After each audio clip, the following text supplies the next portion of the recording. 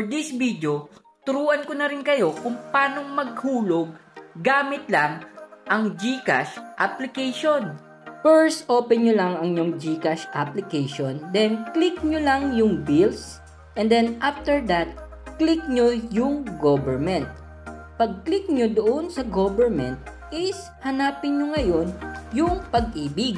Click nyo ngayon yung pag-ibig, then lalabas na tong window para sa pay bills. Para sa amount, 500 pesos ang minimum na pwedeng ibayad. Para sa type naman, piliin lang ang modified pag-ibig to savings. Sa account number, ilagay ang inyong MP2 savings number.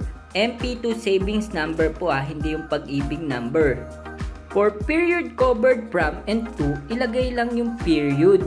Kung saan, for example, ngayon, January 2024, tapos to January 2025. So, 12 months yun. Ibig sabihin, yung 500 pesos na nilagay ko, isahatiin for 12 months.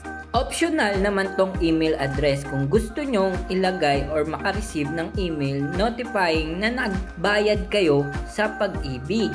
After that, review nyo yung data nyo and then click nyo yung next. And note nga pala mga kautak, merong 5 pesos service fee ang GCash. Click nyo yung confirm and then boom! Easy! Pwede nyong i-download at i-save itong resibo. Note din mga kautak na yung payment mo is magre-reflect within 3 business days. At ganun lang kadali mag-process through GCash. For more tips and tutorial, please follow me on Facebook and subscribe on my YouTube channel. And don't forget to like, comment, and share this video for more.